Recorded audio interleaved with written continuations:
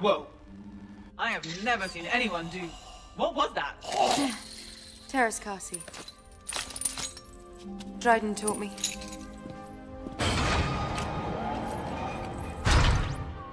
Ah, well negotiated. Hey, everybody. Welcome to another glorious episode, Nate, season of Nerd with Dre and Jeff. I'm the second half. I'm Jeff May. Thank you for joining us. And who's this other guy I got in here? I'm the Jedi with the hidden powers of fists that you had no idea existed because I've been in cryogenic sleep for 2,500 years, Jeff. Or nerd numbers. Take your pick. Dre, we are starting what might be my favorite title of a season that we're doing, which is Unfortunate Martial Arts. Thank you. Because you know me, like the way it goes, we're diving into season 8 of Nerd. And the way we do Nerd, I like going behind the curtain, Jess, to explain to listeners. We pick a topic, we choose 3 things around the topic. Usually the way it starts is one of us, usually me, is like, I want to investigate this nerdy thing. And then we kind of have to come up with something on the fly. I did do that, but Jeff was able to find, we had to change the order up a little. Jeff was able to find a weird time because I was like, we're going to start with World Martial Arts Council. That'll be hopefully next month or the 3rd month. I was like, Jeff, go. You got to build something around this. And you did it. You glorious bastard, you did it. We're really good at, I think, like you come up with like, I want to cover this specific thing. And then sometimes it's very easy for me to be like, I know what kind of season we want to do then. Or sometimes you're just like, I want to do these 3 things. So this one with WMAC Masters, which is going to come up at some point in time during this season, and hopefully with guest Logan Trent, looking forward to it. And I was like, okay, well, what is it about that specific show that we want to build onto? And we had come up with like ideas of like weird Saturday afternoon television, faux reality, like scripted reality. Like, what do we want to do? At one point we did properties that weirdly had toy lines. Yeah, that's a good one. We're going to do, which then we would have had to do the RoboCop cartoon, obviously, but or Rambo cartoon or whatever. But really what it comes down to is I was like, all right, well, WMAC Masters filled with very talented people, but it was a very unfortunate martial arts thing. Like it failed in a very, very fun and interesting way. And speaking of failing in a fun, interesting way, I can't think of a bigger miss of a slam dunk than what we're talking about today in Star Wars Masters of Tera for the PS1. You're not wrong. So Star Wars in the mid-90s as a property, you're like, how are you going to mess this up? And they made a fighting game for the PlayStation, and somehow when we start reviewing it, messed up in so many ways. I do have to ask, Jeff, you had this in the back of your mind. I'm going to steal an Alex Schmittyism. What's your relationship to this property? buddy. When this came out, me and my very good friend, Tim Brennan, Tim was an only child. And so he got all the good video game systems, right? So when Massive Terrascasi came out, we played the shit out of that. He had all this, he had the games, and Terrascasi came out. We're big Star Wars nerds. I was really doing well because this is what year did this come out specifically? 97. So yeah, I'm a year and a half into playing the Star Wars CCG. Like Star Wars was like kind of my life at this time. And also playing video games was a really big thing. Now there are a lot of hiccups that led to where Masters of Terrascasi ended up. And the problems with this game are myriad. And it is historically viewed as one of the biggest busts in video game history. It legitimately racks itself up with things like Atari's ET, right? Where it's just something that is so unbelievably bad that Lucasfilm actually never tried to repeat this. For those that don't know, Masters of Terrascasi was a fight, and if I'm messing up, it's got umlauts on 2 of the words, because of course it does. I always said Terrascasi. Yeah, which sounds right, but in theory with that umlaut, you could do Casey or whatever. Well, they say Terrascasi Kira in Solo when she says Terrascasi, because there's a Terrascasi reference in Solo. when she says it, she says it's Terraskasi. All right. Well, we'll take it. So basically, it's That's a fighting. canon, Dre. Don't just roll over it like that. And it's official canon. It's not like one of the random books, because this is the example of like C canon in the old lore of Star Wars, where in the mid '90s, before we had the new movies, where we did have the books and the spin-offs and whatever, and it's like, does this count? Does this not? And I think even in the backlog, Is they're like, it canon? so basically, the premise is it's a fighting game with Star Wars, which seems like a good start. It's I'm a gonna slam read dunk. I'm gonna read the intro crawl, which just on so many levels. So we're gonna be talking this. We're gonna go over the characters, the stories, all the way it failed, some behind the scenes stuff. I'm excited about whatever research you have. Well, let's start. Prologue: a master of Terraskasi. Which After is the weird that stunning, that's what they call it, by the way. Master instead of well, there might be three. We'll get into that in a second. After the stunning defeat and loss of the Death Star handed to the Galactic Empire, the Emperor demands drastic measures for a swift retribution against the Rebel Alliance. The Emperor calls upon the services of a mysterious young woman, Arden Lynn, wise in the ways of an ancient and almost forgotten fighting art known as Terraskasi. Under the watchful eye of Darth Vader, Arden Lynn is assigned the duty of eliminating key members of the Rebel Alliance and thus neutralizing the thorn in the Empire's side. But the Alliance hears of this threat and they prepare for battle. I don't know, Jeff. This as the initial premise, I don't know what happened here. This is so batshit. At best, we can tell based on the designs, characters, and some of the scenes. We'll get to that. This takes place after Empire Strikes Back, right near Return of the Jedi. It looks like they want to place it right around Jabba's palace, because there's, in fact, however you want to pronounce it, Gamorrean guard. yeah. He's one of the characters. Luke is wearing his black. There's two his black- outfits, yeah. Yeah. We do have a Princess Leia and slave bikini shows up. So this is supposed to be near Empire Strikes Back. Call that Hut Killer Leia now. Hut Killer Leia. Hut Slayer. Hut Slayer. All right.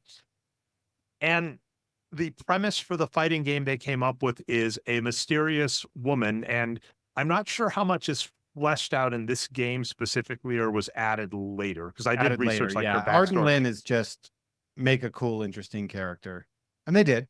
They made Arden Lynn's a relatively interesting character. I will give you that. So for those that have never looked this up, I want you to, as your first image, don't look up the potential, I would call it a red herring in Book of Boba Fett, because there were some that thought she might be in it. There's no way that's her, but there's like a woman with a bionic arm on a speeder bike that might look up like her. Don't look up cool concept art. If you can, go look up the instruction manual to Star Wars Masters of Terraskasi and look up the original image of Arden Lynn, and it looks like Fisto, but in female form.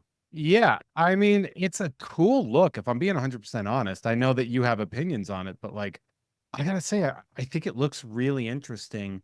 I mean, obviously, you know, it's a woman in a fighting game, so they are going to sexualize her a little bit. She looks like evil Liv Tyler with a robot arm. But like a giant, not just a robot arm. So like, again, the Book of Boba Fett one that was like a red herring, maybe it's her, maybe it's not. I'm pretty sure it's not. Has like a cool looking droidish hand, almost like what Luke's looks like when you take off the skin. The one in the instruction manual is, yeah, a Terminator hand, which would be awesome, is a giant hand. And Terraskasi, as we are to understand, is a martial art that is, in reading up on this, Jeff, it apparently gives the users the ability to throw punches as strong as blaster bolts. So there's a funny thing to that. And this is going to come back to the background of the inspiration behind this game. Terraskasi, when translated to basic, would be Steel Fist, which right before that, Tekken came out, which is famously the King of Iron Fist tournament. Enter the Tekken. So they're literally just making it, oh, well, this is Steel Fist. So it's a quick little, if you want me to just do a quick little sort of biography of Terraskasi in general. Terraskasi was a martial art that was basically created as a Jedi neutralizer.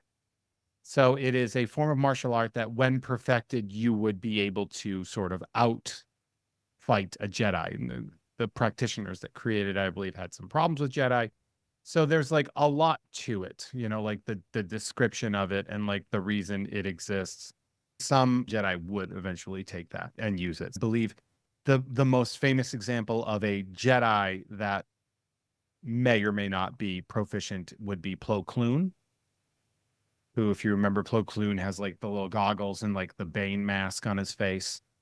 He looks really cool. He's considered like this great hand-to-hand fighter. So in the Penkanth Reach on a planet of Bunduki, what happened is they developed it solely. The followers of Palawa developed Terraskasi, quote, solely to fight the Jedi. Their homeworld of Palawa was devastated in a war that involved the Jedi Council. And the followers developed the martial art to ensure that another world would never be destroyed by the actions of the Council. So you're getting a relatively reasonable reason for why this exists. The backstory works. The other part of that is it's a fighting game, but you do need a bit of a story there, LucasArts. Just as a comparable, when we're looking at the same year, 1997, I put some fighting games on a list, Jeff. What I've got here is Mortal Kombat 3, Tekken 2, Street Fighter Alpha 2, Soul Edge, and Virtua Fighter for the Sega Saturn, which came out in actually 1995. And I'm putting this to contemporize to basically kind of compare where this game is at relative to the These field. are all before it, too. These are not after. Tekken 3 is about to drop, by the way. To be fair, Jeff, I am placing these as games that are on a PlayStation 1 or comparable in the case of Virtua Fighter, Sega Saturn. Actually, not comparable. Sega Saturn is a much superior. Interesting. Sega system. Saturn is better than Yeah, PlayStation. Sega Saturn was essentially an arcade transport. That's impressive, actually, because yeah, that was way before, if I Well, recall. if you can actually, the best way to see that is when you look at the PlayStation and Saturn versions of like Marvel versus Capcom and like fighting games like that, like they have slower, like they slow down more. They don't have as many modes and stuff like that. And that's just because the Saturn just has better RAM. The Saturn, for all of what it ended up being and how everyone kind of like laughs or whatever, but the Saturn was actually, of that generation of systems, the far superior product.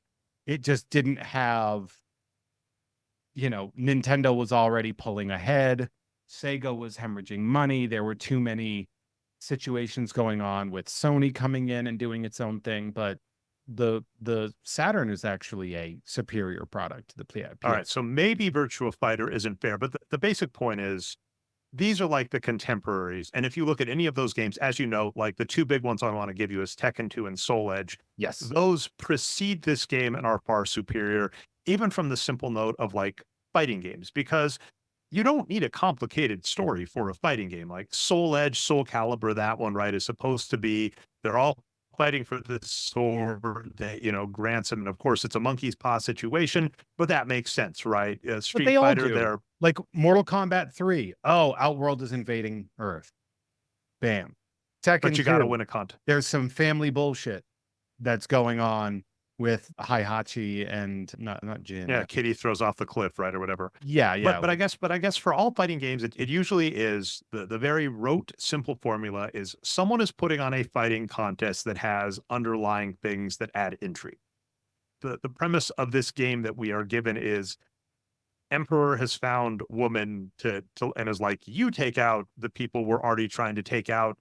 And even if you're just a fan of, you're like, they were already doing that? Like, that's the story you... She's a shoehorn. Now, she's being used as a shoehorn in order for this game to exist, right? Like, you need to make the game make sense. Shoehorn this character in there and be like, well, we'll send an assassin. Now, there is precedent that this would be okay. In that, in 1996, the big Shadows of the Empire push, Mara Jade is created, and Mara Jade is a spy that was assigned to kill Luke Skywalker, right? Like, that's her thing. He's a dark Jedi. Yeah, basically the backstory of, in Star Wars canon, the Emperor not just having Darth Vader, having multiple agents that he is using, and basically just saying, this is another one. The Emperor found another person and just saying, you take care of them. the reason it doesn't really work for me is it's like there should be a reason to fight. And Jeff, let's start breaking down some fun stuff about this fighting game. So Oh, is there any fun stuff to break down about this game? there is Because so much. what I want to say off the top before we get to there is I think it's important to note, because we brought it up in the beginning. So I do want to say this. This is one of the most poorly received game, like one of the most hyped up and poorly received games of all time. It is a fighting game in joke. It is, I think the highest grade it got was like a 40%. It's that bad. The controls are clunky. Characters aren't balanced. The big problem that is massive is there's the ring out issue, where ring outs account for like 75% of all wins, because there's no assistance to prevent a ring out. The rings are small. It's bad, and it's clunky, slow, and boring. It's bad in every way a game shouldn't be. Well, and I mean, I think most people know fighting games, and they've of course gotten leaps and bounds. We've got crazy things with multiple combos and parries and stuff that are all amazing and fun to watch. And to your point on this being clunky, that was an amusing part of this. Something I have enjoyed doing is retro games, like looking for fun. We did like the Punch Out episode, and it is so fun to see someone who finds this old game and masters it, and you watch like, what can someone do with an old PlayStation game, with a Super Nintendo game, with a Nintendo game? The skills of an artist, what can they do? This game that looked like crap, watch an expert who is able to do frame perfect precision moves. Watching someone take down Mike Tyson is amazing. This game is not that. Nobody's going to do that. Watching this game, watching people play this game, even knowing what they're doing, is boring as hell, boring. but in an amazing way. Did you watch the guy do the playthrough with Luke, then Leia? Did you watch the same guy? I don't know. I watched a bunch. I actually watched multiple playthroughs, and that is the one nice part, is being able to find the playthroughs on YouTube, speed them up super fast, watch them go through quick. Speed them up super fast. It looks like a regular game. It still looks terrible. It still looks boring as all heck. But basically, it's a fighting game. The basic dynamics, classic fighting game, is, of course, you have the energy bar. Everybody knows that. You have basic attacks, and this gets hilarious because the people we have doing basic attacks, we'll get to the fighters, are like humans, so it's boring. And then they have mostly with Luke attacks. Skywalker, because Luke Skywalker has no moves without his lightsaber in his hand. I love Luke Skywalker for that reason. We'll get to him in a sec. Every character has a lightsaber bar. They have an EX bar underneath them that can charge up to 4 units. And most characters have 3 varying levels. Some have like 2, some have 4, but 3 varying levels of like decent extra attack, blast attack. But then that gets hilarious because only the new character, and I would argue Boba Fett, who's also a character in this game, spoiler, really have like a justification for like differing weird types of attacks. So for other people, they're like, all right, your basic fireball attack is thermal detonator. 3 or 4 characters have a thermal detonator as their like basic attack. Leia has the thermal detonator. Who else has one? Leia, Chewbacca, and Boba Fett all have thermal detonator as their first move. Which I know, right? It's almost like the developers got lazy and are like, yeah, just program it in. Also, by the way, one of the things about this game is it really became, on PvP, it really became just the race to fill up your EX bar. Yeah, because they're unblockable moves. Yeah, so we've got that. We've got the basic bar. You've got that. You've got a health bar, as Jeff mentioned. This is the classic ring. This was like Virtua Fighter, I think, had this too, right? Where you have like they had much more room.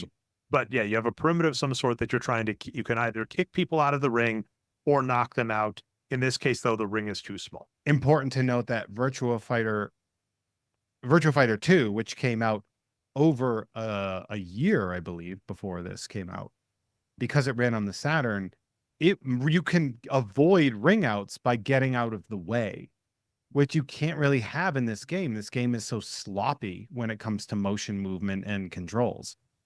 Like, this game is embarrassing in every way.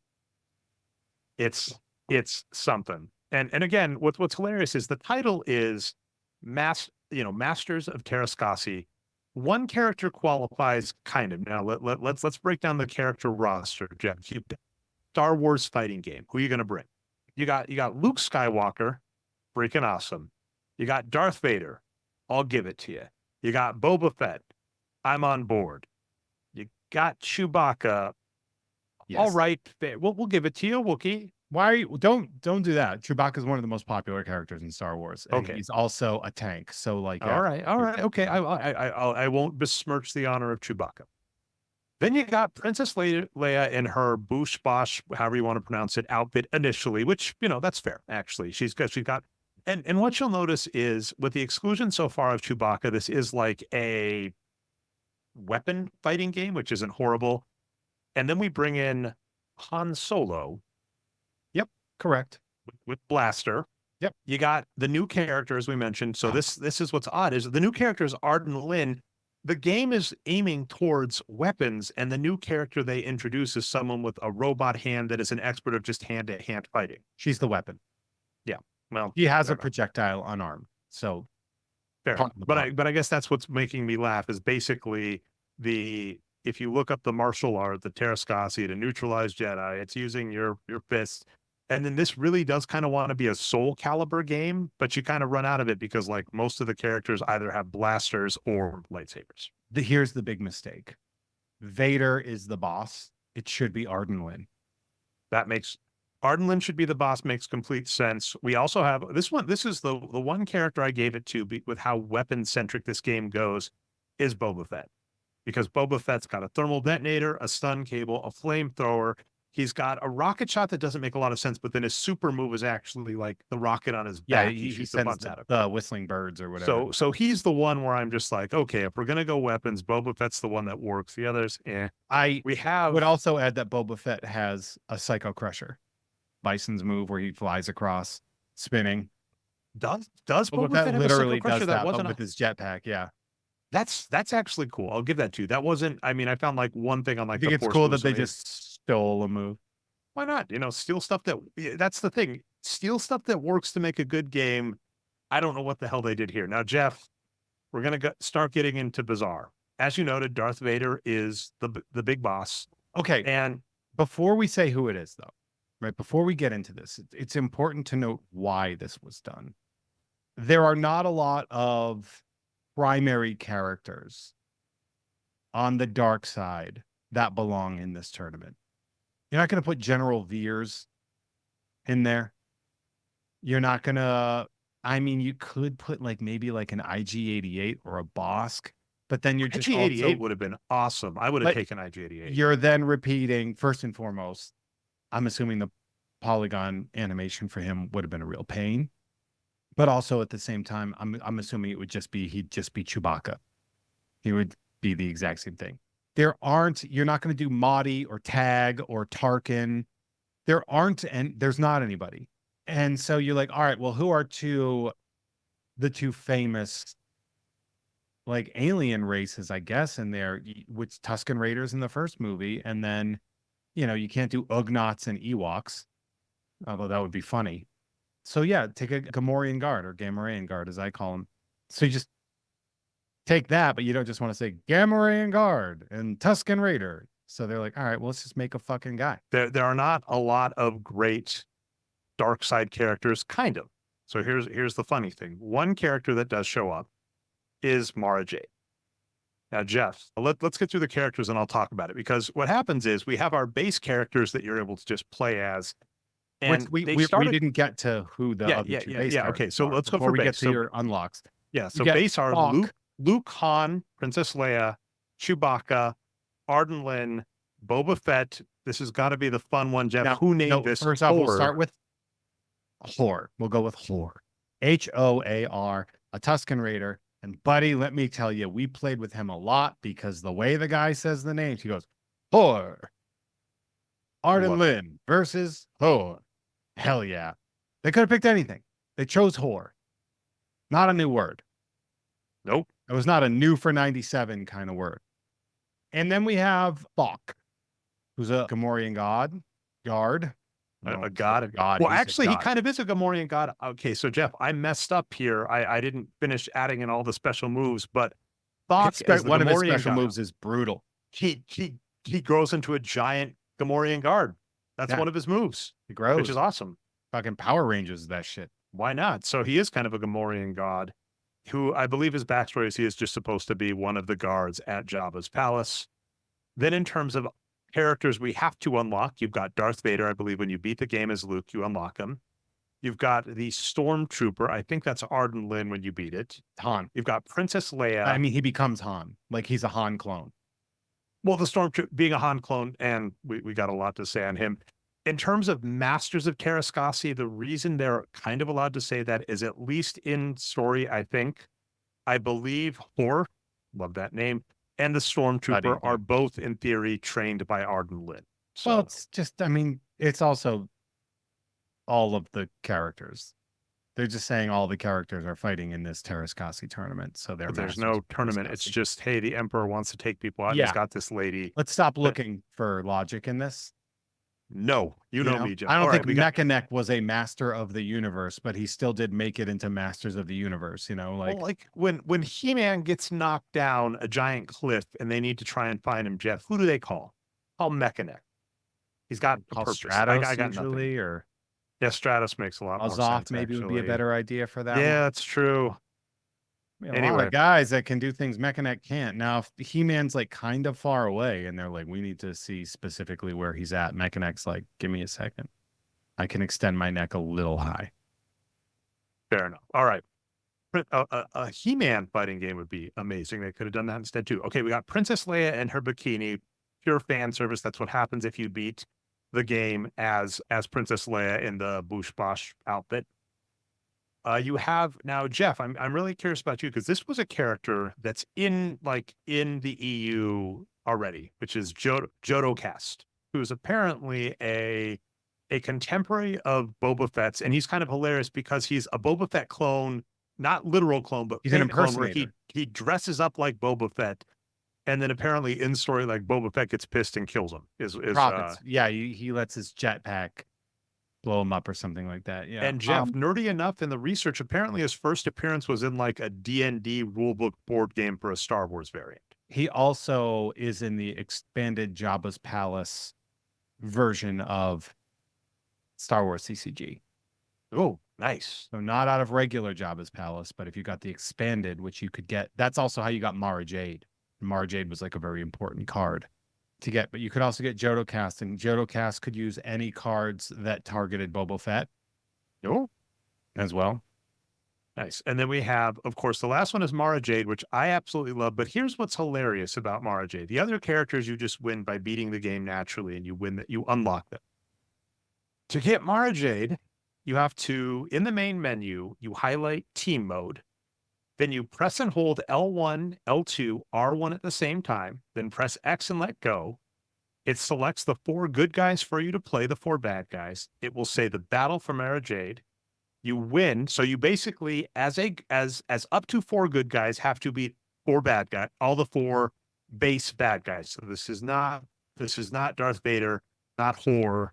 This is just the 4 playable bad guys. And if you beat them all, Mara Jade is unlocked. That is Hor, actually. What? Hor is a playable bad guy. You said not Vader, not Hor. Oh, I meant to, yeah, so apologies. It would be not Darth Vader, not the Stormtrooper.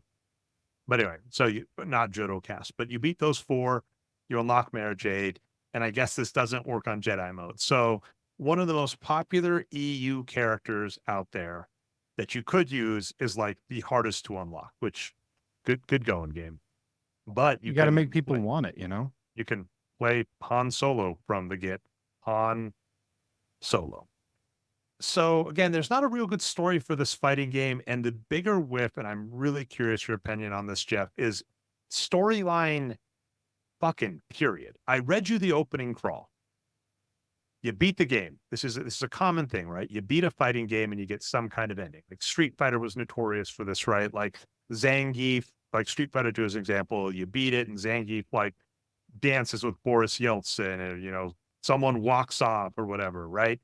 The ending of this game is laughable for every character. It sucks. It just sucks. It is. I'm going to do something. I'm going to reveal something that we're actually going to talk about, which is this is what happens when you break a deal with Capcom while you're still trying to develop a game. Like, they had worked with Capcom developing this, that fell through. So they're like, we can do this. LucasArts made good games. they had a history of making good games. Dark Forces. Like, how amazing was Dark Forces? The thing is, they've never done a fighting game before. And in all of the time that it took, and it took a lot of time to get this thing done, some things had to get pushed away. I'm genuinely surprised story editing is the first thing to go. Although there's a lot of other things on that disc that, like, one of the things you can also notice is how bad the music is. It's all like, it's like MIDI music. Officially John Williams music. At least he is listed as the composer. So Yeah, they had access to the John Williams library and doesn't messed matter that if you up. make it a MIDI. Yeah. Like, yeah, you have the sheet music, but when you then convert that to, it sounds like it's being played on a calculator. Like, the music is so bad. It's annoyingly bad. So another 3 sets of games in like contemporary history. Now you brought up Dark Forces. That's actually 1995. The one I went with was Star Wars Rebel Assault 2. The reason being that was November 26th, 1996. Much better reviewed game. Now, admittedly, this is kind of your point, right? LucasArts made good games. They have like the X-Wing versus TIE Fighters. They seem to be really good at making single player games or pilot games. They make basically great adventure games. Like, their adventure games are incredibly good, and they're good. They were good at every other kind of game, to well, be 100% ish. honest. Because I'm going to bring this up. I'm going to say Star Wars Rebel Assault 2 was much more on the rails. You pilot in some cases. You have the, I don't know if you recall like old school shooters where you would like hide behind a wall, pop out and try and shoot, kind of that kind of stuff. Star Wars Rebel Assault 2 has a lot of interstitials. In fact, some hilarious like mid-game movies that play, right? Yeah. That have, you know, some hilarious voice acting and stuff, which was the time, which still makes me laugh. Somehow But Tim Curry not in that one. I love Tim. Was Tim? No, If he's He's not, in but so he was many of those like amazing in Red Alert WMD 2. Yeah, games. Yeah. Oh, and Red Alert 2 is so good. yeah. But that kind of point. So, like what you're saying, right? It's going. This game doesn't have a story or really good interstitials because I'll give you some endings of the game. You beat the game as Luke, and we see him burning Vader's corpse, which we, you know, from the movie. You basically get the scene from the movie where he's burning Vader's corpse, and then we don't get Nub Nub or whatever that song by the Ewoks is called. You get them going to Coruscant. Okay. Princess Leia just escapes in an X-Wing. She just takes off. All right. Han Solo leaves in the Millennium Falcon with Chewbacca. Now, guess what Chewbacca's ending is? He leaves the exact same animation, but from Kashyyyk instead of whatever planet Han was on. Tatooine or Bespin. Or Arden Lin, our new amazing character with the time to get some backstory on Arden Lin. She looks off into the distance. The end. That's it. Arden Lin's ending. She looks on the distance, and that's the end of the game. Boba Fett, he just stands by Slave One. What did they change the name of that ship to? It's something new now, right? They just call it Fire Spray because that's the type of vehicle that it is. All right, fair enough. 4 stands on top of the cliff making a Tuscan roar. So at least he's got the whore making a roar. I think all of the sound went into voice instead of music. Yeah. Which his voice does sound pretty good. Yeah, he does copy it good. Voices sound pretty crisp, but the music is really bad, which is like kind of the opposite of really good sound design.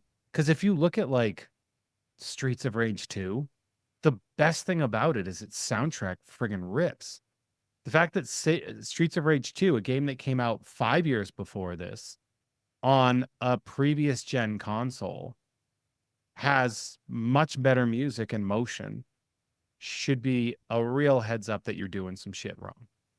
All right. It's funny when we're talking soundtracks, a good one that I really enjoyed for sure was Tony Hawk Pro Skater 2. Now, I'm aware that's not really fair because that's PlayStation 2. And that actually had Boba Fett as one of the playable characters, which I love because you could use his rocket pack and do a bunch of things off of the Rams. Spider-Man. That was on PS. Tony Hawk 2? Wasn't that PS2? I'm pretty sure. No, that's PS1. Whatever Tony Hawk. The first Tony Hawk that went onto the PS2 was Tony Hawk Underground, wasn't it? Let's Can look that up. Maybe I'm wrong.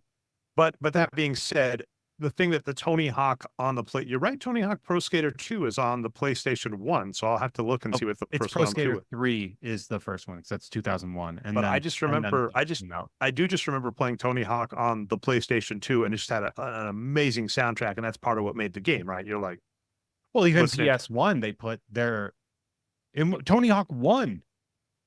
Tony Hawk 1 had Goldfinger and Primus, and they all sounded really good. So, like, clearly you could make a game that good with that. So the fact that this game is so poorly done, like the only thing they have is voice. which just, yeah. And I'll finish up last. The Thok, the Gamorrean guard, is just drinking a barrel of beer. Like he's got a bunch of basically kegs around him and is drinking one. All right. Darth Vader, we see the Death Star blow up a planet. So what? Because in our opening crawl, this is supposed to take place at, so like, they're not even going to explain that they've made the new Death Star and Darth. I mean, we know that, but it's like, that's saying, I'm going to remember guess Return of the Jedi? Like they're asking us as the viewer to do a lot of lifting to know the end of Return of the Jedi to fill in the gaps. we're on these, which rewriting the is- universe. We're which- rewriting the process. All right. Now, that's funny because 3 characters, the Stormtrooper, Mara Jade, and Jodo Cast, all get text as their ending. So the Stormtrooper, from the lowly position of Stormtrooper, he has risen, proven himself worthy to take the position in the Emperor's famed Imperial Royal Guards. He will be admired and feared. You get a promotion to middle management as your happy ending for one of the characters. Mara's legendary battle prowess has served her well in this dangerous conflict. She has learned much during her trials, but will she use her newfound knowledge in the cause of the Jedi or return to her mercenary ways? Only time will tell. That is an ending in this game, Jeff. That's the text. Someone wrote that. They could have written anything, Jeff. Anything. It's lazy. And that's what they wrote. Someone wrote that down, turned it in, and a programmer put it in the game. Yeah, this says real forgot about the assignment until it was due the next day energy.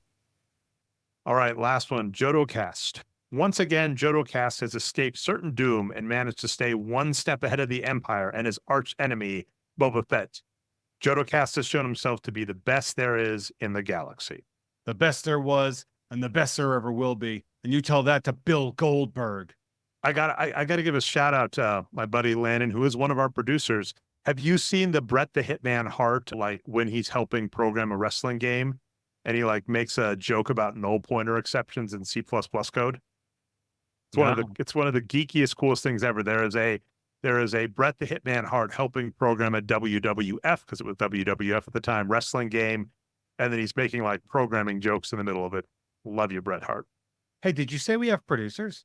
We do have producers. Is this a good time for them? I feel like if we're bringing it up, that it's not something that we shouldn't ignore.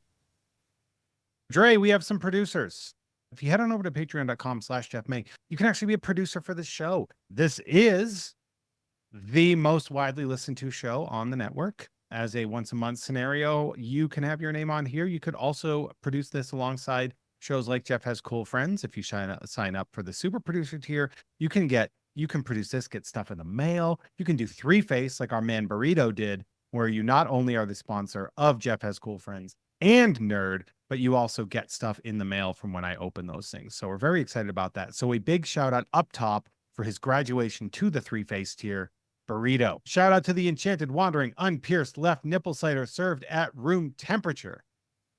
Shout out to my man Norm from Cheers. Shout out to Bimmy and Jimmy out fighting crime.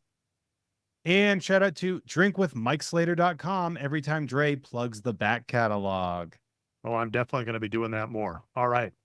Very topical Star Wars one. I'm going to start calling Yoda Old Grogu just to see what happens. I mean, Grogu would be awesome in this game. What do you think, Jeff? Shout out to Ricky Cilantro. Shout out to Dan's Ninja Turtle Ooze. That is my brother. And we never bought this game, Jeff, but we did rent it. My little backstory on this game is Fifth Element was, we had like rented Fifth Element on a pay-per-view or something, and I recorded it for a friend and myself, like bootlegs, like your grandma would do. and I thought I could play PlayStation in the midst of bootlegging off like the TV. Oh, And I nice. recorded over his copy of Fifth Element with me playing Star Wars Masters of Tera. Pretty awesome. All right. And finally, Porcelain Jesus. As Jeff mentioned, patreon.com/Jeff May. Jeff can send you stuff in the mail. You can produce all sorts of stuff. It helps us keep doing this fun stuff, which we very much love. There's a million tiers on there. So like, go check it out. There's something for everybody on there. Even if you just want early access to uncensored episodes with bonus content, you can do that as well. I'm also, side note, I think I might release Nerd early. Like early. We'll talk about that. Well, we'll see sometime. I mean, on occasion, I've done this too a few times. So a shout out to the back catalog. The last episode with David Igo, that one went down to the wire. And like, as we were discussing it, I was like, Jeff, if Dave can't make this episode, you and I can talk He-Man. That's no problem. I know we can do it. And we waited until like the last possible minute. And I was furious at myself for ever entertaining that episode without David on it. He was absolutely amazing. Good episode. Just such a good episode. If you have not listened to the He-Man 2000X episode of Nerd, you owe it to yourself to do that. And you also owe Mike a drink because he produces the show. That's how the rules work. So we got through all the amazing endings in this game. And like I said, the contemporary games that should infuriate you are that Star Wars Rebel Assault came out and had the interstitials. Of the things in LucasArts' back pocket to do well in this game, as Jeff already mentioned, they have good music, right? They could have had a good soundtrack playing, so at least you enjoyed good music. Nope, cut that down. We had seen them in Shadows of the Empire do a fun, enjoyable 3D game. Shadows of the Empire released December 2nd, 1996. Nope. And it's a cartridge game. Now, that is the one fairness. I did feel a little bad comparing a PlayStation game to a Nintendo 64 game, but regardless, well, look, Shadows of the Empire is a 3D platformer, which is actually where Lucasfilm tended to shine, along with the flight sim stuff and everything like that. Lucasfilm did a good 3D platformer. But then when you take the same 3D logic, now the other comparable I wanted to bring up for this, Jeff, is Ball Blazer Champions, released on April 2nd, 1997. This was like a Robo Rally game where you played soccer against other robots or something. Like you were like one idea. But it was very poorly reviewed. One of the things that was reviewed nicely, they said good lighting. They said the gameplay was clunky, the sound was bad, controls were sticky, lighting was good. So interestingly enough, now, if I may, as the way you're describing that, it is 2 out of 10 points higher rated on IGN than Masters of Tera. Yeah, so when LucasArts hops into multiplayer 3D games, they fall on their face. They can make like a nerd joke. Maybe they don't know how to make things for people to play with each other. I don't know. And chew gum at the same time. Now, there's also something to be said, though, because this is also a period of massive transition in the gaming world.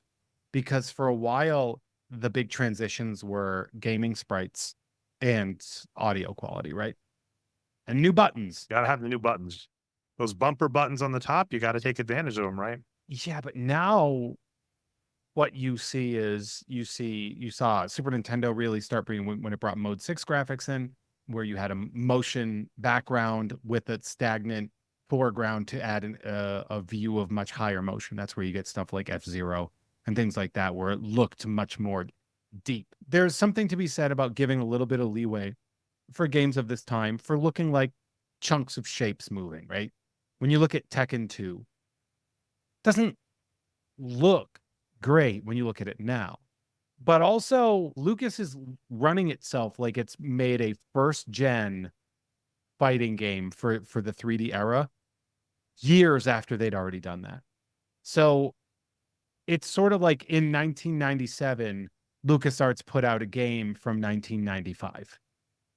And at a time where things were moving so quickly, that is almost unexcusable.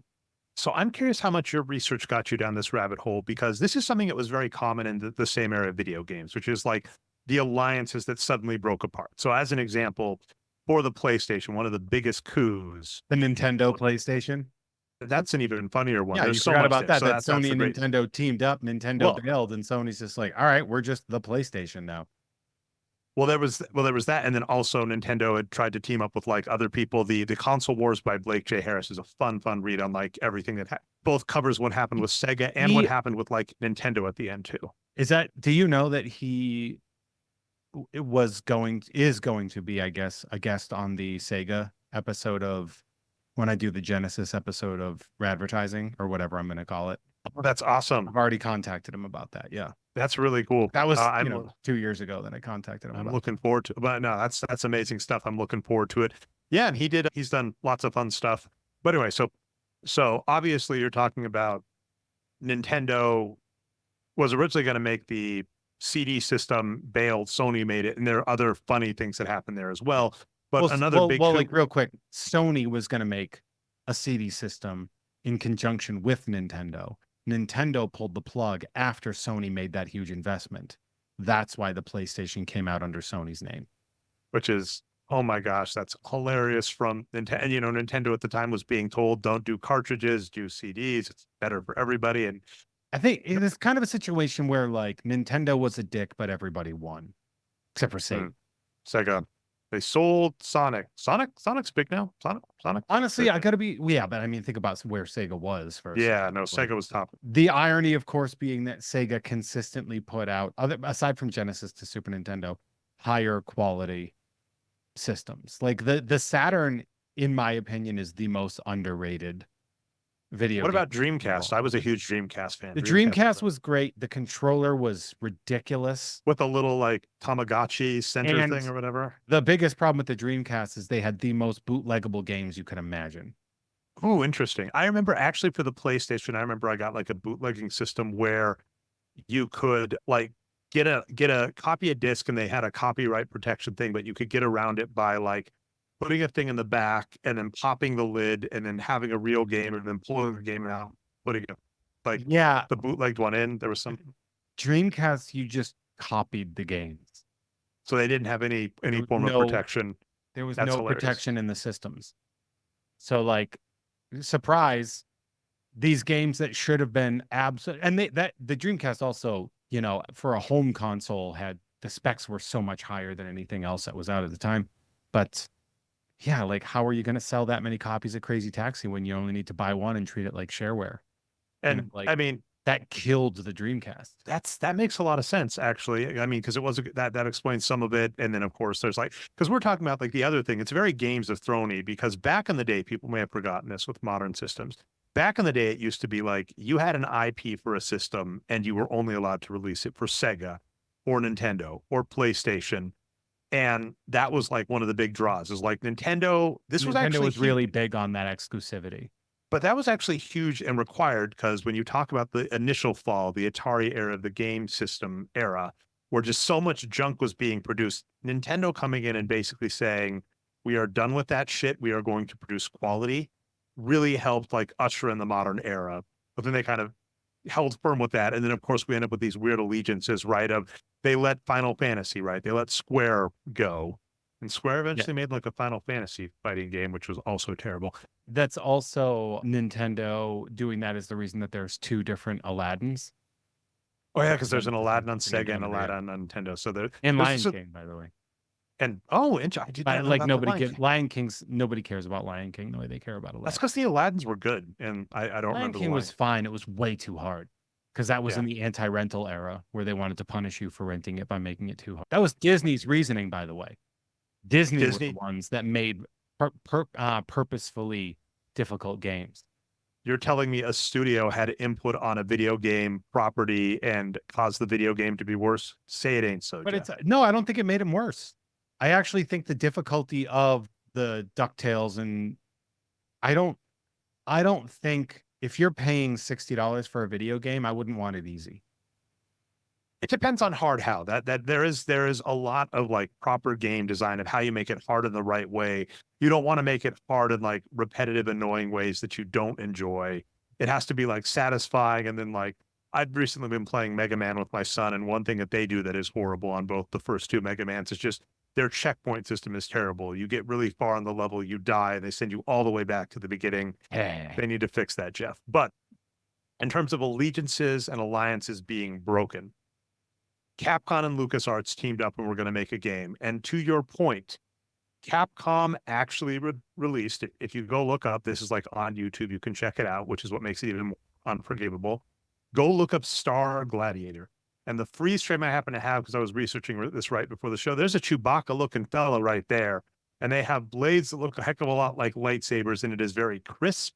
It is very clean for the era, as you're mentioning, Jeff. If you look at any game from the mid '90s, it is so blocky.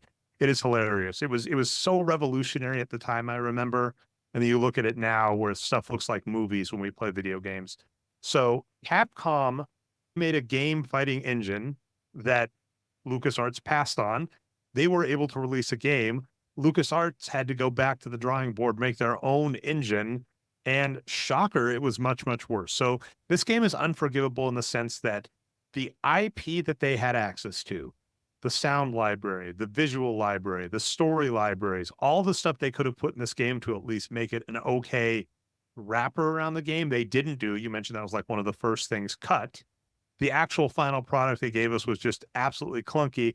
And it's just hilarious to me that this is a hand-to-hand fighting game, and like 5 of the characters are just people with guns that throw thermal detonators at each other. Yeah. It's a good reminder too that Star Gladiator is roughly in the 75 to 80% positive reception. So it still wasn't loved. It was just like, this is a game. 75 to 80% on a fighting game is pretty good. Really interesting. So what's a Tera got 40%. Well, that's the hard part about video games though, right? Is like 3 of 5 is failing on video games because like there's a lot of inflation, because there's this weird symbiotic relationship. And I know this was a big deal back in the day, of places like IGN, magazines that reviewed video games. Their sponsors are the video games. So they'll tell you it's bad by giving it a B, but they will never say this game is bad, because whatever has to go on the cover of that game or the advertising has to say like, you know, the lighting is really good in this game, right? Yeah, they have to have they're something going to tell you to say. why they gave them some points. And I think GamePro was the worst of it.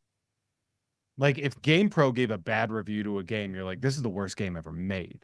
Because GamePro was really easy mode, pardon the phrasing, for video game developers. You know, weirdly, Nintendo Power was fair about the games that they were selling, which was weird.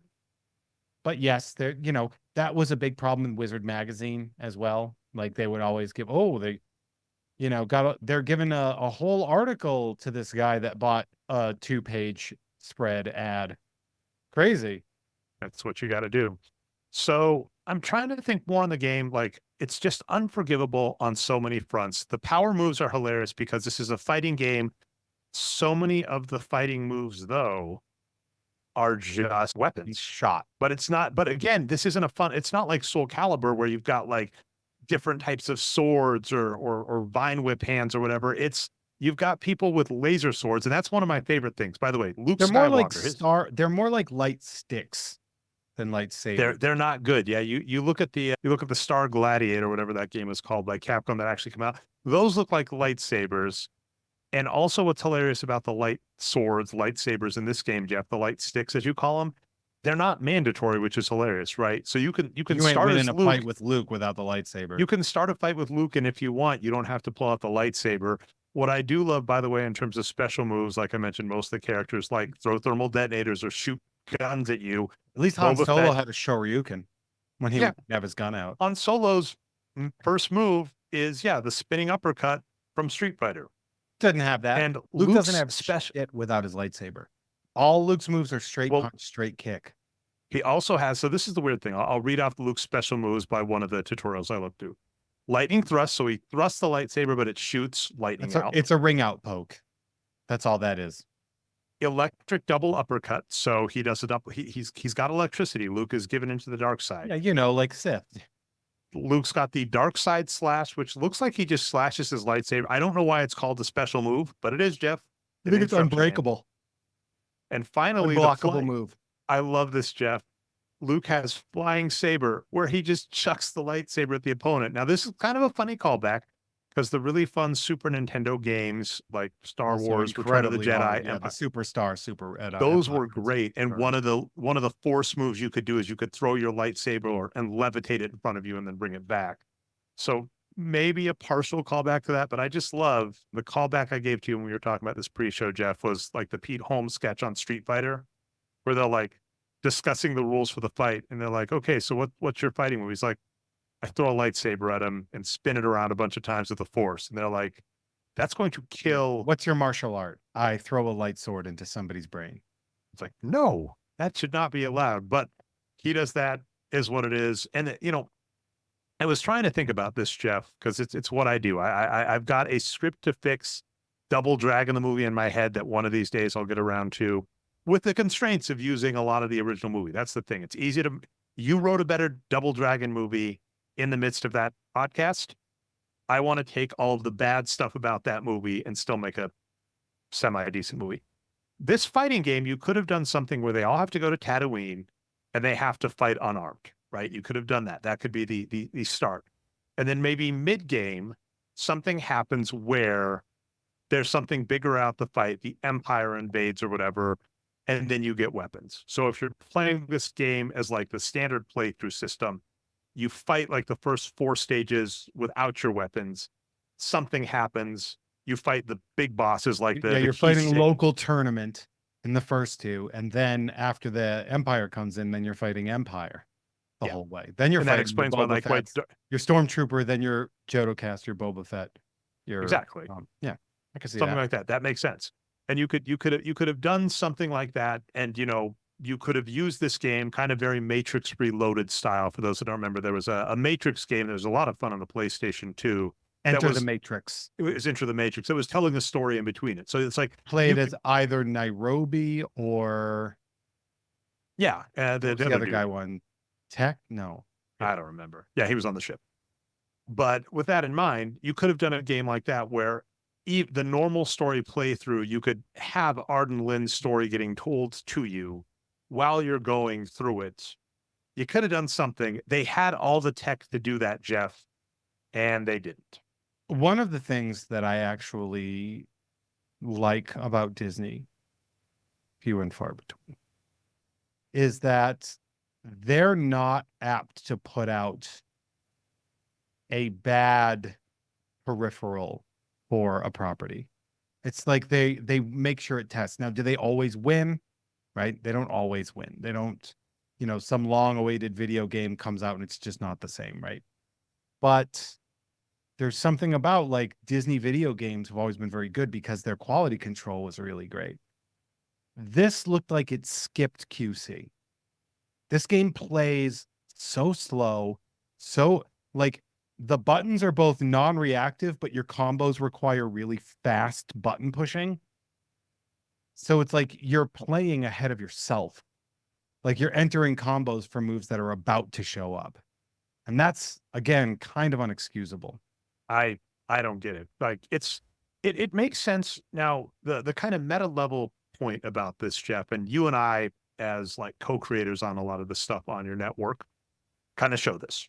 As a software developer, I definitely fall into like, you know, give it a try, iterate, learn from your mistakes. So as an example, if we're throwing out the I must break you and the I must break yous. Early on in I Must Break You, Jeff's amazing card breaking show. Check it out Wednesdays, 1 p.m. Pacific time. Jeff, I'm doing my darndest. I ordered something that hopefully relates to Nerd that will hopefully arrive in time for next week's break. That is my goal. If not, though, Jeff has tons of cool stuff to break. Definitely check out that show. And if you want to be someone awesome like Burrito or Norm, you can be a 3-face producer where Jeff will send you cards from that show and you get to produce the show and you get to produce Jeff Has Cool Friends. Look at that. Look at that symbiosis, Jeff. But that's called synergy. It's good not corporate synergy. Good corporate synergy. But anyway, in terms of that, you started I Must Break You and you tried a more complicated setup and then you eventually went with simplification. You went, I'm going to go with something that works very well. And what I will say about that, your stuff ages very well. Because you basically said, I'm going to do this. I'm going to do this well. I tried to mess around a lot more with the production side, with being able to do different screens, with doing different zoom levels, etc. And I am actually pretty happy with where I've gotten it. But as a result, you can look at old versions where I cut off your voice because I don't have things plugged in correctly, or the camera freezes up. You try and complicated, it doesn't look great. And then if you release it into the world, you kind of go, well, I can learn from my mistakes. But if that's that's kind of what happened with Terrascasi. It's like, it's LucasArts learning how to make a fighting game. And at the end of it, the result should be, you know what? We learned some lessons, but we do not know how to make a fighting game. But instead, they released it out into the world. Here's where I'm going to actually push back on you on that one. Oh, interesting. It's not a YouTube video. Oh, yeah. This is a millions upon millions of dollars. How much do you think investment this with cost to Wikipedia, make? right? Although when I was looking it up, Jeff, there was only like one programmer officially listed. Gee, on it. really? Sorry. No way. Oh, was there only one fucking guy? How could we have predicted this very, very clear and obvious thing? Like, here's the thing. You have to play test this shit. You put it out there. You give it to people. Look at the story of NBA Jam, where Midway just put an NBA Jam in a nearby place, and they just watched it, and they watched people circle around and lose their minds and go crazy about the dunks and be like, I think we have something. Did they not have people play testing this game and they're like, hey, this plays like shit? Like the Tekken games and Virtua Fighter games had already been out. The hard work had already been done. They're not reinventing the wheel here. So by having much better, more successful games come out more than a calendar year ahead of time in an era where gaming has grown exponentially in processing and storage and all that shit, like this is an embarrassment for LucasArts because they know better and they could have delayed the game. They Or could have just found shelved a it. way to make this better. I mean, shelving it, I understand why you wouldn't do that if you've invested the money that you've invested in it. And this was also in the era where Star Wars was just like, fuck it, Star Wars makes money, put it out. Well, it's interestingly enough, like a precursor to a lot of what's happening with Disney, where you kind of just like, the name's going to sell, we'll put it out. Now, to be fair, the irony is, for as much as modern Star Wars fans complain, certain people on this All Star podcast Wars have, fans complain yeah, throughout all of history. certain people on this podcast have differing opinions on Book of Boba Fett, which does actually have someone who looks a lot like Arden Lynn in it. It is definitely not her. It's not this level of horrible, right? When people are No, like, oh, nor is- Mandalorian or Book of Boba Fett or The Acolyte, haven't gotten a chance to watch it. Might be fun at some point. Nowhere near this bad. It is hilarious to watch people in the modern era go like, oh my gosh, they're ruining Star Wars, releasing this crap. And we did Ewoks: The Battle for Endor back in the day. We're doing this one, right? And it's not that hard to go like, man, back in the day, they released some real bad stuff that actually, to your point, this hurt goodwill. I don't think they try to fight her again. And I think what did happen, which is correct, right, is eventually I think like Yoda and Darth Vader showed up in a version of Soul Calibur 2 or 3. I and think it was also, 3. I believe Starkiller showed up as well in one of them. And then I think they did something cool where I think Friend of the show, actually Sam Witwer. I think Soul Calibur released across multiple systems. And based on like, I think if you got Xbox, you got like Darth Vader, and if you got like Spawn. PlayStation 2 or something. So there was a Spawn one too. Link was on the Nintendo, Spawn was on the Xbox, and I think Heihachi Mishima from Tekken was in the PlayStation. And Soul Calibur, like, I mean, that's the funny thing is like partner with Soul Edge, say plug in some Star Wars characters, and this is fun. The allure of the Soul Edge or whatever they call the blade, right? It was called Soul Edge, I think, has drawn the interest of Darth Vader, and Luke is there to stop him from getting it. Boom, there you go. There's your game. So many things they could have done. Yeah, the thing about Star Wars properties nowadays is much like everything else, things are divisive. Things are either good and you'll fight for it or bad and you'll fight for it.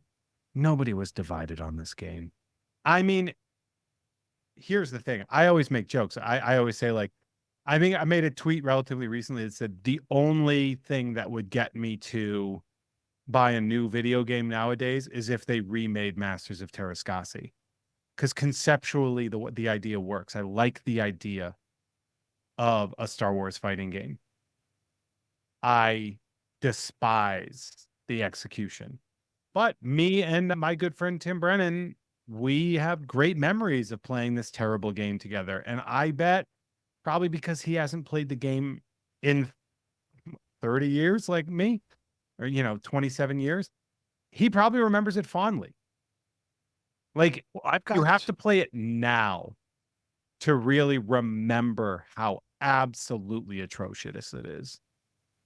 And this is one where I didn't have like the setup. This isn't the case where like you can buy it on Steam because shocker, they weren't like, man, people want to buy this game. So there have been other games that I would have definitely downloaded. This one I was fine watching and doing, my memory of. And it was like at no point in watching this was I interested at all in playing. Now, Jeff, a couple of nice tangents that you just brought up. Tim Brennan, amazing friend of Jeff. And what I want to throw out, we've said this before, at the time of recording, so you've still got time. You've still got a week or two. Patreon.com/Jeff May. There is a contest going on. You are eligible to receive a 30th anniversary Spider-Man Prism PSA 8 and a Victor Wembanyama PSA 8 if you comment on any of the videos that Jeff May broke a card that he sent off to PSA to get graded. And one of the coolest cards that you got there, Jeff, was it's an etch card from 1994 Skybox Batman Saga of the Dark Knight, gifted to you by none other than Tim Brennan. So Tim making you like this game, you having fond nostalgic memories of this game, I think he manages to offset it with that card. Of course, Tim's mom is the first person that bought me a Star Wars card game. Wait, so Tim's mom is the Star Wars CCG mom from the Star She's Wars? the one that bought me after we did yard work. That is, if you go back in the backlog, go check out the Star Wars CCG episode. Yeah. Look up the Star Wars CCG episode and you can hear all about Jeff's intro. That is remarkable. Tim, always forgiven. Tim's I've been friends with Tim for 32 years. That's not gonna stop. Going back to what I said previously, by the way, about the Saturn versus PS1 and just the difference here.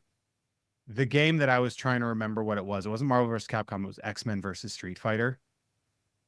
The PS was so limited in its hardware versus what Saturn could do that the ratings, like the game reviews, are about 80% better for the Saturn version. So if it's like, Computer and Video Games Magazine gave the PlayStation 5 out of 10, the Saturn 9 out of 10. Game Informer gave PS a 7.5 and Saturn a 9.25. GameSpot 3.6 for PlayStation, 7.4 for Saturn. Next Gen 1-star rating for PlayStation, and 4 stars for Saturn. 1 star. Yeah, because so the PlayStation system didn't work very well for fast-moving gaming. So it's like, that's just kind of how they roll. Well, also what gets fascinating, and this is where LucasArts kind of put themselves in a hole with this game, is when you look at coding, you can kind of go look at what other people were able to do on the system, but sometimes you dig the engine is what it's called. Like if you make a game that fights on top of something. So you'll notice, for instance, like GoldenEye, they had another game that didn't have the license to Bond, but they did make, like, it's called Dark or something, but it's made on the same engine. Basically, they wrote a bunch of code that lets you make a game, and then you can make other games on top of it. And the way you make that engine can dictate what you're able to do. And for instance, this was a funny thing about Mega Man games, is that so much of Mega Man is built off of the stuff they did in Mega Man 1 or 2, that it's coming back to bite them in 3, 4, 5, and 6. They didn't do it optimally. And that's basically what happened here. Capcom knows how to make fighting game engines. So despite the constraints of the PlayStation, they're able to make games that are smooth.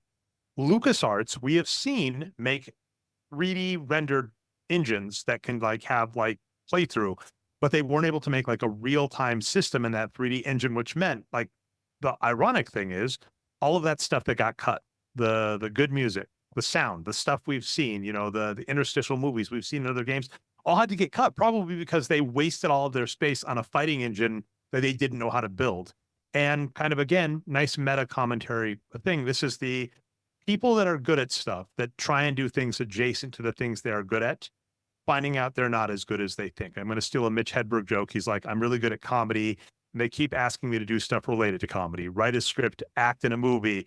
He's like, it's like if I was a really good chef and worked my ass off to be a really good chef. And they're like, Can you farm? Yeah. exactly. This is Nintendo attempting to farm when they're good chefs. Look, Star Wars has a history of bad things. Like people like to pretend that Star Wars has like just now, like, oh, now it's getting weird. It's like, no, man, Star Wars has been making weird.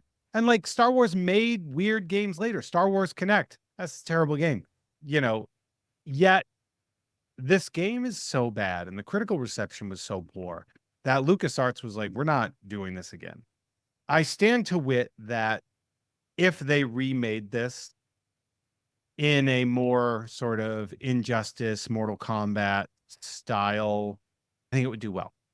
Also, I mean, the nice thing that has happened since then is the backlog of characters has expanded so much. Yeah. That was something that I'll actually give Arden Lin in this game. They made, with both Shadows of the Empire and this game, the people writing the games and associated IP made the conscious effort to go like, hey, we're missing some strong female characters. So let's introduce Mara Jade. Let's introduce, interesting, because I'm going like, is it Mara or Mara?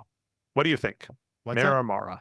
What do you go for? Mara Jade, Mara Jade? I say Mara Jade. Okay, so you got Mara Jade, you got Arden Lin. They like made a conscious effort to add these characters. Now, of course, in the future, we got like Ashoka, however you say it.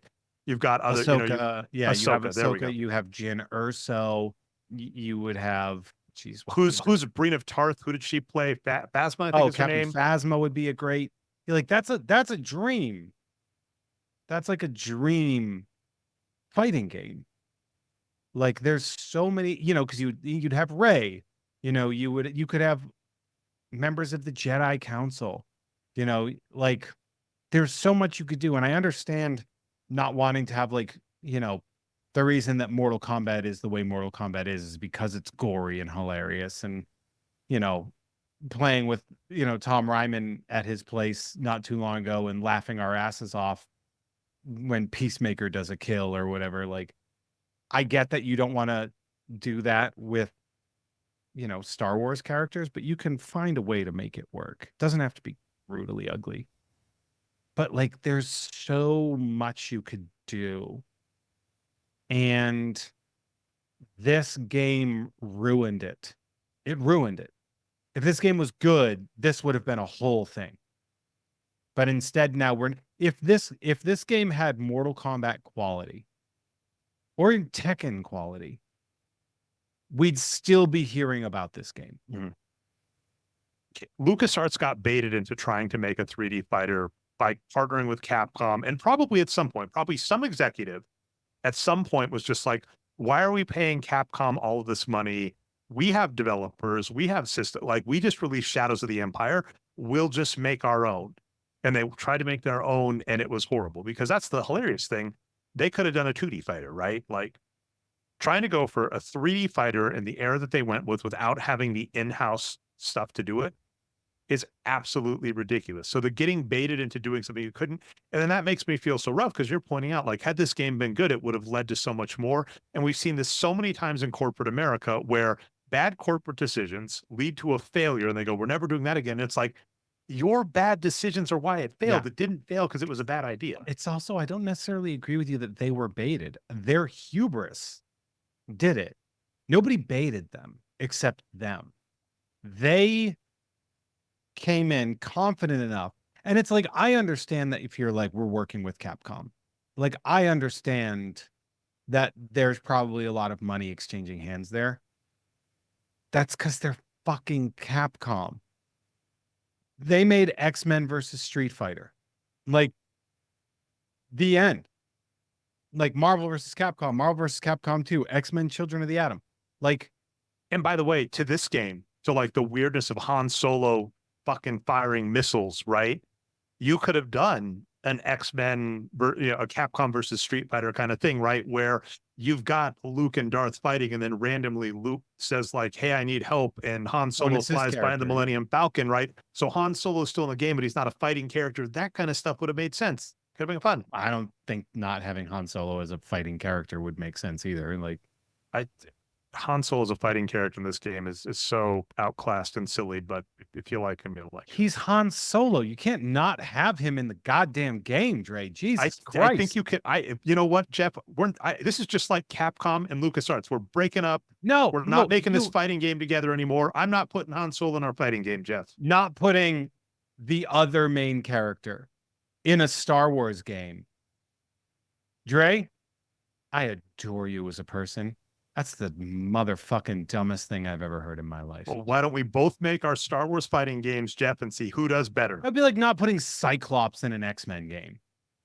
You're Yeah. like, yeah, you kind of got to. Yeah, I know Wolverine's got to be in there, but you also kind of need Cyclops in there. What if Cyclops is double booked on the Bryan Singer Superman movie? People Then you won't take buy him out the of the movie. game. People won't buy the game if you can't play as Han Solo. That would be the biggest complaint. They'd be like, the game sucks, but also you can't even play as Han Solo. But what if the game was awesome and they're like, what if you play as Han Solo? We put it in as downloadable content, charge them extra for it, Jeff. There you go. There's money. Yeah, that's not how they were going to do that in 1997. But on top of that as well, you're telling me I can play as Thok, but not Han Solo? Get the fuck out of here. Thok is not in this game either, man. Like if we're going back to the drawing board on this game, I actually like them. I like Thok and Horror's characters. I don't like their names. actually, But the idea of fighting as a Tusken Raider or a Gamorrean guard is kind of awesome. Heck, actually, even an Ewok would be fun too, right? Because they do have the spears. That's funny. Yeah, And that was a lot of, like fighting Odd Job. yeah, like I know, like Dead or Alive did that too, right? Different character sizes and stuff. Another game I didn't put on in part because Dead or Alive was like on better hardware and stuff, and I do feel bad. I apologize. I will go back in time and say Virtua Fighter 2 on the Sega Saturn was not a fair comparison, but it was something like if you're going to dish out the money for a fighting game in this time, Virtua Fighter 2 was smooth as silk. Like Virtua Fighter 2 moved in ways like it is criminal how forgotten the Sega Saturn as a system has been overlooked. And most of the time when people look at it, they'll give Sega Knights will get its flowers. They'll be like, well, Knights was a good game.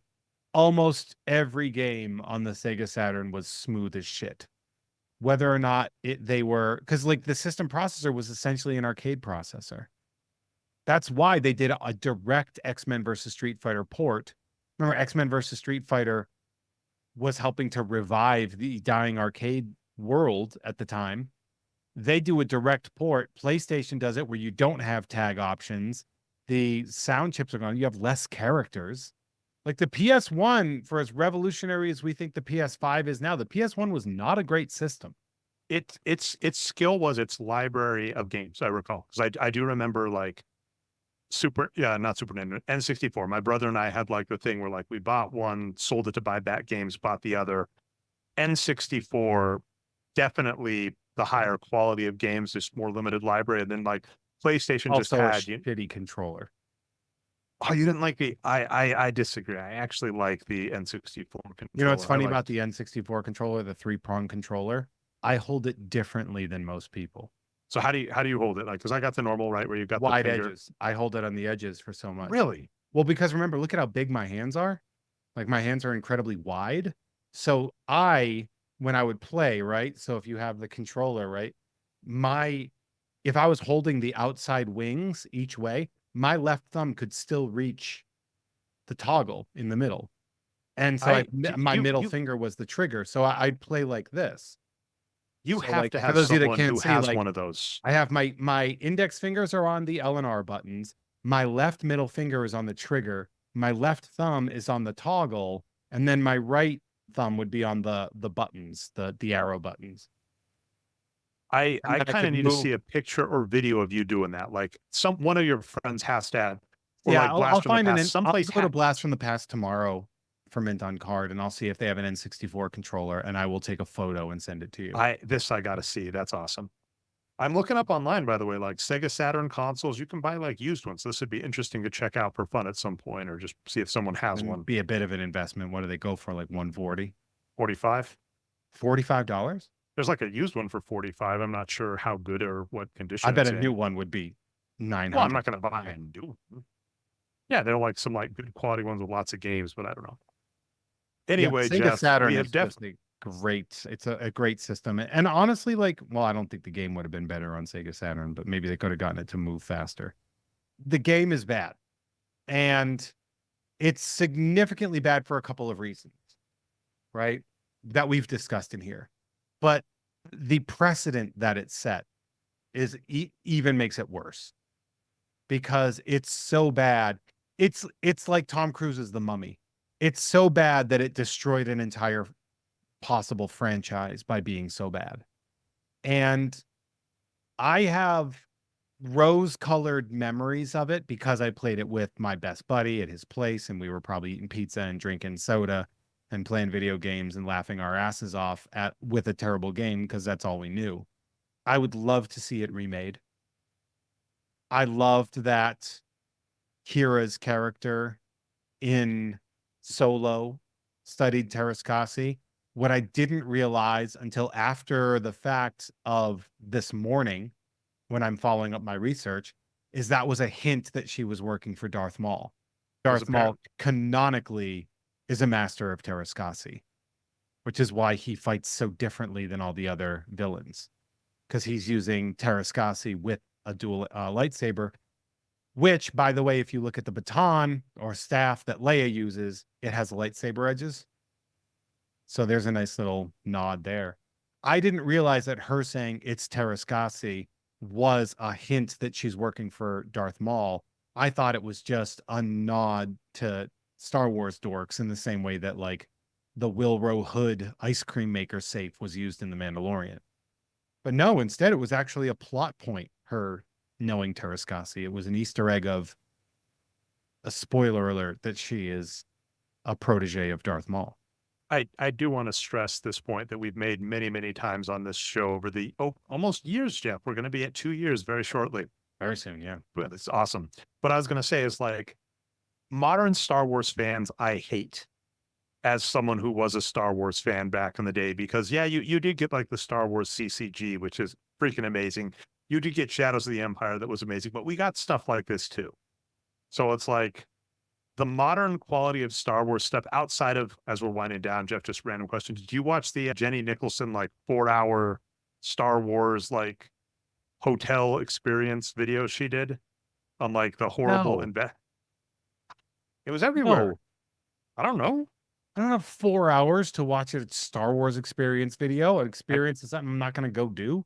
Well, it's No. closed down. It's about the failure of it. So anyway, that was good times. So Disney sunk a bunch of money into a Star Wars themed hotel that, shocker, went bankrupt. So there you go. They still do stuff like that in the future, I guess. That's the Terraskasi is the Star Wars hotel of its era, I suppose. All right, Jeff. Well, that we've definitely exhausted stuff. Unless you have anything else you want to say about this game, which was fuck this game. I wish it was better, and also I miss it. I'm of two minds in this world because it's so bad. But that is a nostalgia. Yeah, and it's that reminder that He-Man wasn't great in 1984. You know, like the cartoon wasn't good. Just because I have a shirt with him on it doesn't mean I think the cartoon was good. In the same way that just because I love Terraskasi doesn't mean it's good. It's actually very bad. I just love the nostalgia of playing games with my best friend when we were fucking nerd losers in high school that nobody cared about, but we were fucking having the time of our lives. I can't get mad at that. By the way, who was the better master of Terraskasi, you or Tim? It was pretty close, but with too hard to remember, I won't say. I'll say I'm a better first-person shooter player than he was. He didn't like first-person shooters. Oh, gauntlet thrown, Tim. But he would also tell you that. With Terraskasi, I would assume that we were on an equal par. You know, I can't really. I'll probably give it to him. Like he probably was a little bit better. He had the game. I didn't. I didn't have a PlayStation. That makes sense. And there you wouldn't like this isn't one of those games. Like one of my memories of this era. Friend of mine played Ocarina of Time. Right? They bought it, and I was just like, I gotta have this. I was like, I'll spend my money on this. This is worth it. I'm gonna go, to a big box store and buy this. I'll take the bus. This game is worth it.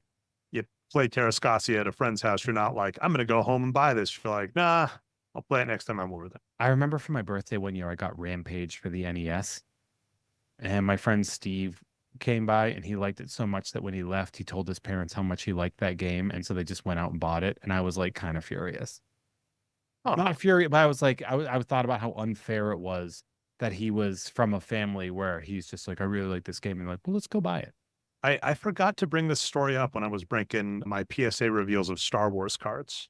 So I got a Death Star, I think, Gemmin 8, Jeff. Gemmin 8. Sorry, Jeff. I'm so sorry. I'm not sorry. Anyway, go watch Jeff Has Cool Cards, the I Must Drake You episodes for that joke if you didn't get it. But I traded a kid that I used to babysit for his Death Star card, which, by the way, in hindsight, kind of stupid because it's a rare too, right? It's not even super hyper rare. Well, a very popular card. But I gave him like a bundle, right? I gave him multiple rares, not a main character, but like multiple rares. But everyone wanted that card. Don't feel bad about it being a red too. We all wanted to be the dark side and start with. That's fair. But I'm saying I traded him all of these cards for it. And his dad thought that I took advantage of him, which I'm like, first off, in hindsight, if I go back, I'm like, actually, man, I got fleeced because the rarity of that card wasn't worth it. But he took him out and bought him enough packs of cards until he found another Death Star. And that same kind of thing. I'm just like, fucking really? Like, your kid complains that they lose a trade, which I'm telling you right now, he did not lose that trade. You should And the dad contact just goes, that friend. the You dad, just be not like, the friend. hey man, fuck your dad. And he's like, my dad's dead. And be like, good. That's what he gets. All right. Well, that is an interesting note to kind of wind the show down on. Jeff, I know you got lots of stuff coming up. Are you able to place yourself in the future? Because Blast from the Past, you just had your Mint on Card show. What's going on now? Well, I'll tell you what, folks, a couple of things. If you want to go and see me perform live, you can hit up Mint on Card, which is always the second Friday of every month, except I believe October.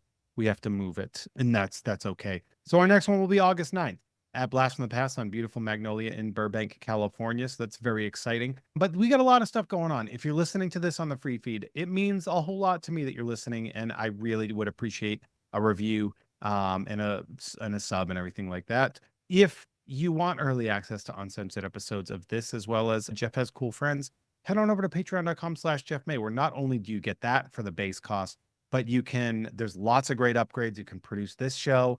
You can produce Jeff Has Cool Friends. You can produce both. You can get cards in the mail, personalized, curated care packages, complete with personal correspondence and little what's-its that get in the mail. It's fun. It's worth it.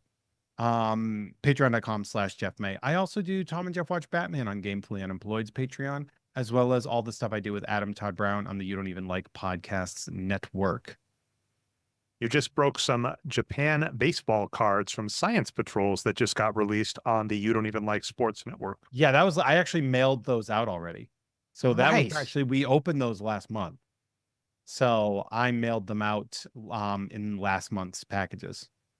So if you've gotten your package from Jeff, go ahead and go back and look, because this is getting released in a week from when I'm saying it. So I don't know why I said just. Last week, Jeff, you and Adam Also, they were all inserts that I gave away. Because Jeff gives away the good stuff. Jeff gives away the good stuff. That's why the rookie card tier, 2-face and 3-face tier are among the best values on the internet if you're a nerd that doesn't want to buy yourself hobby boxes and stuff. Definitely worth subscribing. It's one of the most fun things we do. We appreciate it.